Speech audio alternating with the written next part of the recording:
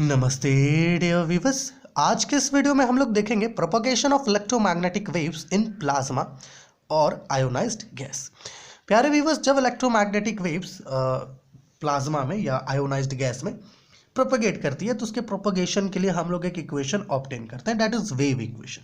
जिस प्रकार से हम लोग ऑब्टेन किए थे wave equation in for vacuum, wave equation for dielectric media, है ना। जब इलेक्ट्रोमैग्नेटिक वेव्स डाइलेक्ट्रिक मीडिया या वैक्यूम में प्रोपगेट करती है तो वहाँ के लिए भी हम लोगों ने वेव इक्वेशन निकाला था। उसी प्रकार से हम लोग प्लाज्मा और आयोनाइज्ड गैस के लिए भी वेव इक्वेशन पता करते हैं। अब आयोनाइज्ड गैस और प्लाज्मा में होता क्या है प्यारे व्यूअर्स, कि जो वॉल्यूम चार्ज डेंसिटी है that is rho, okay, charge का जो डिस्ट्रीब्यूशन है वो जीरो से इक्वल होता है, ओके, जीरो से इक्वल होता है। साथ ही साथ जो परमिटिविटी होता है, रिलेटिव परमिटिविटी, वो 1 से इक्वल होता है और रिलेटिव परमेबिलिटी भी 1 से इक्वल होता है, ओके।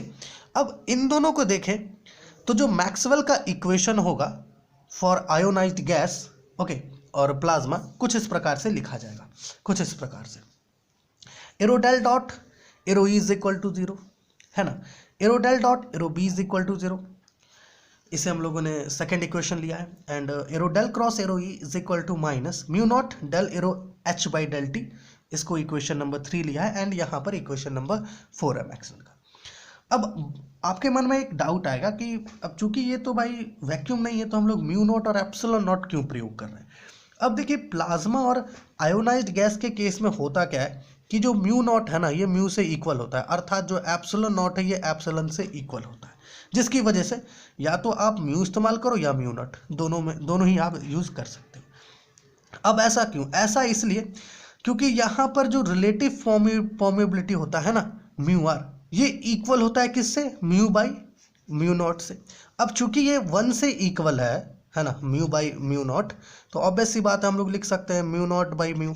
उसी प्रकार से सेम तरीके से एप्सिलॉन नॉट और एप्सिलॉन भी इक्वल होगा, जिसकी वजह से हम लोग यहाँ पर म्यू नॉट और एप्सिलॉन नॉट का प्रयोग कर रहे हैं। अब वेव इक्वेशन ऑब्टेन करते हैं। जैसे वेव इक्वेशन हम लोगों ने डाइलेक्ट्रिक मीडिया और वैक्यूम वाले में ऑब्टेन किया था, बिल्कुल सेम प्रोसेस यहाँ पर भी है, ओके। सो मैक्सवेल के तीसरे इक्वेशन को क्या करेंगे, ये जो थर्ड इक्वेशन है, ओके, इसके बोथ साइड्स पर कर्ल अप्लाई कर देंगे। क्या अप्लाई कर देंगे? कर्ल, अर्थात डेल क्रॉस। देखिए, okay, on taking curl on both sides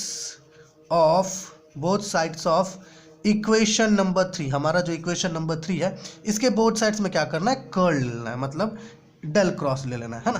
curl का मतलब होता है डेल क्रॉस और डाइवर्जेंस का मतलब होता है डेल डॉट, ओके।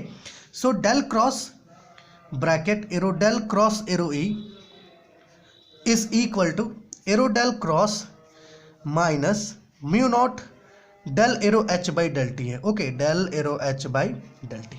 अब इसको सॉल्व करते हैं। प्यारे व्यूवर्स, यहाँ पर ये जो आप देख रहे हैं ये है एक वेक्टर आइडेंटिटी, ओके, मतलब curled arrow E, okay. Arrow ई यहाँ पर इलेक्ट्रिक फील्ड इंटेंसिटी है, बट एक्चुअली में एक प्रकार का वेक्टर क्वांटिटी है ना।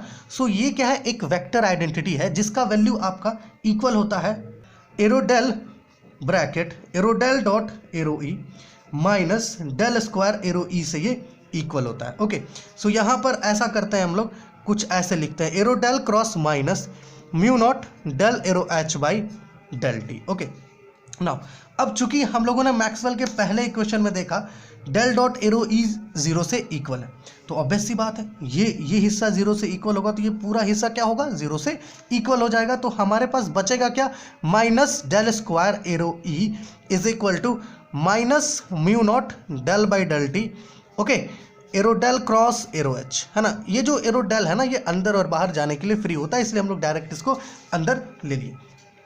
अब मैक्सवेल के चौथे इक्वेशन को देखिए, यहाँ पर इन प्लाज्मा या आयोनाइज्ड गैस जो चौथा इक्वेशन है इसको यहाँ पर रखना है। Arrow del cross arrow H का वैल्यू है हमारे पास, यहाँ पर रख दीजिए, ठीक। That is minus del square arrow E is equal to minus mu naught del by del T bracket, यहाँ पर क्या है? Sigma arrow E plus epsilon naught del arrow E by del T, कुछ इस प्रकार से, ठीक। अब यहाँ देखिए प्यारे viewers, minus del square arrow E is equal to, इसको अंदर लेके चलते हैं, यहाँ पर माइनस म्यू नॉट डेल, अब चूंकि यहाँ सिग्मा भी है तो यहाँ एक सिग्मा भी आएगा, del arrow E by del T है। ओके, अब देखिए एक चीज़ यहाँ पर आप ध्यान रखिएगा, हम लोग को माइनस यहीं पर कैंसिल कर दीजिए, अगर नहीं भी कीजिएगा तो इसको माइनस को आप बाहर रखिए, ठीक है, माइनस को बाहर रखते हैं, plus mu naught epsilon naught del square arrow E by del T square. Okay, minus और माइनस दोनों को कैंसिल कर दीजिए, आपके पास जो इक्वेशन अभी मिलेगा that is the wave equation, okay, for electromagnetic waves in plasma और ionised gas. Okay, in terms of electric field intensity, ये इलेक्ट्रिक फील्ड इंटेंसिटी के टर्म्स में आपको यहाँ पर वेव इक्वेशन मिल रहा है।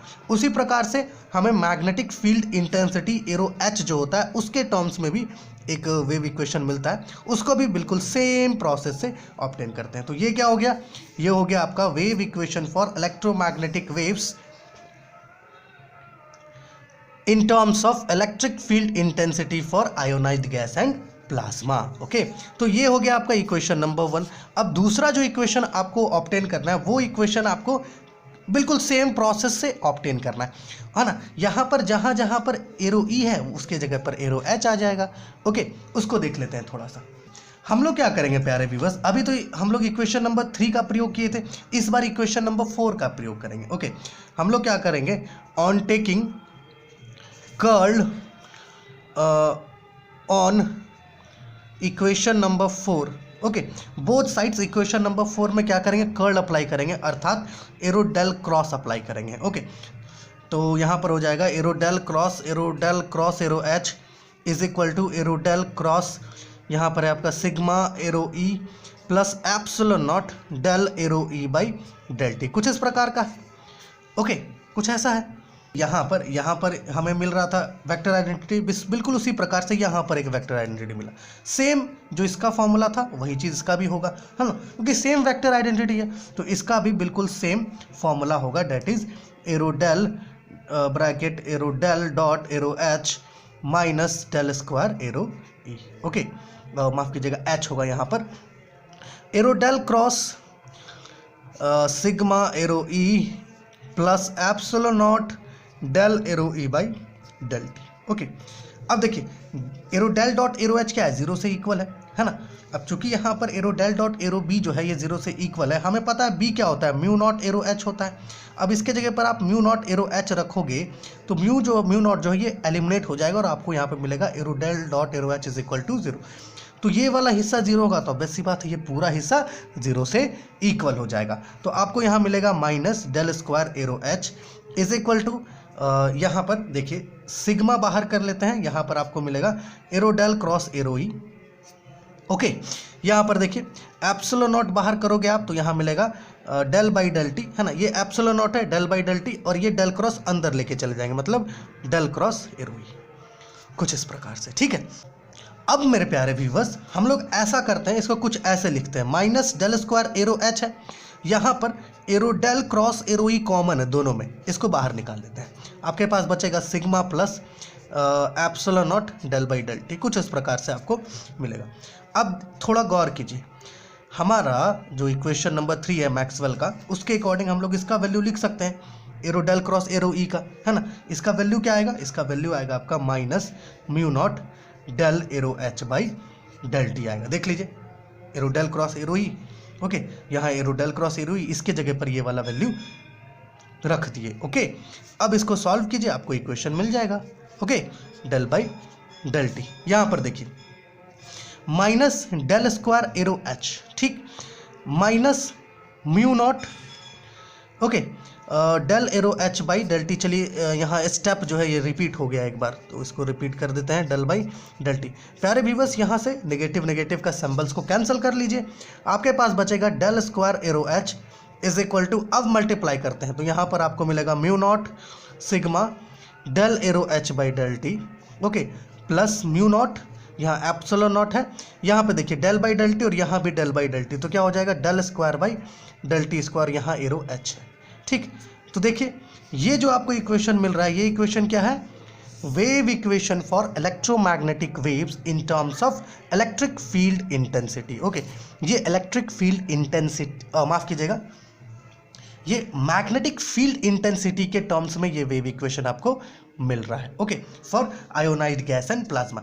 यहाँ जो आपको वेव इक्वेशन मिला था, ये क्या था, ये इलेक्ट्रिक फील्ड इंटेंसिटी के टर्म्स में मिला था, अर्थात ई के टर्म्स में। और यहाँ जो वेव इक्वेशन मिला है ये क्या है, एच के टर्म्स में मिला है, अर्थात मैग्नेटिक फील्ड इंटेंसिटी के टर्म्स में। प्यारे व्यूअर्स, इसमें कई चीज़ होते हैं, हमें इसकी डेप्थ पता करना होता है, हमें यहाँ पर इलेक्ट्रिकल कंडक्टिविटी सिग्मा का वैल्यू पता करना होता है। ओके, मतलब कई रिजल्ट्स हमें इसमें पता करने होते हैं, तो इस पर हम लोग आने वाली वीडियोस में चर्चा करेंगे। ओके, तो आशा है ये चीज़ आप समझ पाए होंगे, propagation of electromagnetic waves in plasma. Actually जितना काम हम लोग वैक्यूम और डाइलेक्ट्रिक और कंडक्टिंग वाले में करते हैं वेव इक्वेशन पता करने के लिए, उतना ही काम यहाँ पर भी करना होता है। तो चलिए अगली वीडियो में मिलते हैं आपसे, और अगर आपको कुछ डाउट लग रहा है तो प्लीज़ कमेंट कीजिए ताकि हम लोग आपका डाउट को क्लियर कर सकें।